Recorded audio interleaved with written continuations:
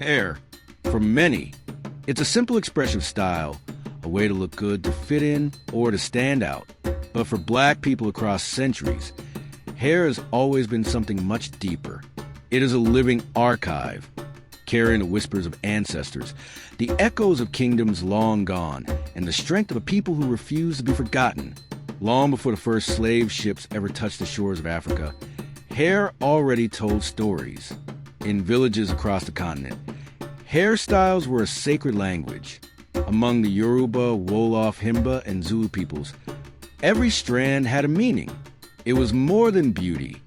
It was identity, status, and spirituality intertwined. For the Fulani women of West Africa, delicate braids framed their faces, adorned with beads and shells that spoke of heritage and wealth. Among the Mangbetu of Central Africa, hair was sculpted into tall, elegant crowns, symbolizing wisdom and nobility. To the Akan and Ashanti, the hairstyle one wore could reveal one's clan, age, and even marital status.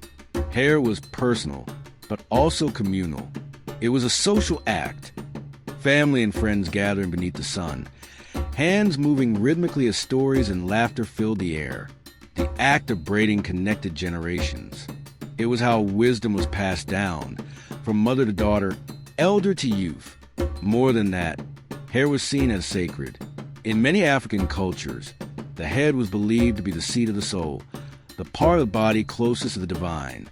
Because of this, only trusted people were allowed to touch another's hair. The styling of hair was, in essence, a spiritual ritual, an act of care that carried profound meaning. But then the ships came. The transatlantic slave trade ripped millions of Africans from their homes, stripping them of everything familiar. The journey across the Atlantic, the Middle Passage, was not only brutal but also psychological. One of the first acts performed upon the enslaved was the shaving of their hair. This was no coincidence. Colonial enslavers understood what African hair meant: identity, belonging, connection. By cutting it off, they aimed to erase those bonds, to reduce proud men and women into faceless labor. But the spirit of identity cannot be shaved away so easily. Even in bondage, African hair found new ways to speak. On plantations in the Americas and the Caribbean, hair became a quiet form of resistance and communication. When the enslaved braided one another's hair, it wasn't just for neatness, it was for freedom. Women used braiding patterns to weave escape routes and secret messages. Cornrows mapped paths to safe houses, rivers, or hideouts. Hair became a canvas of liberation, a secret code that overseers could never read. In those moments, each braid became an act of rebellion. Every twist was defiance. Every strand told a story that said, "We are still here. We still remember who we are."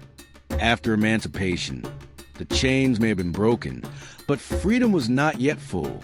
The image of the Black body, and Black hair in particular, was still marked by centuries of stereotypes and control. In the 19th and early 20th centuries, European beauty standards dominated. Straight hair, pale skin, and delicate features were celebrated as the ideal. For many Black people trying to survive in hostile societies, conforming became a form of survival. Pressing combs, chemical relaxers, and wigs became tools of assimilation.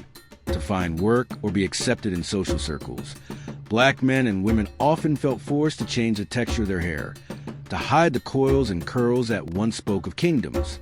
This painful era raised a quiet question. Had freedom really come, if even one's own hair had to be hidden? Yet, beneath the surface, resistance brewed once more.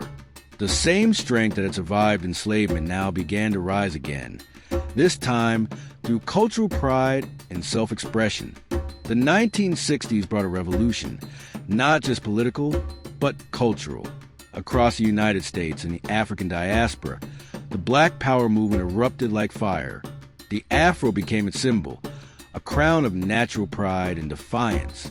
It was no longer just a hairstyle. It was a declaration of self-love. To wear one's hair in its natural state was to reject centuries of conditioning. It said to the world, "I am not ashamed of my heritage.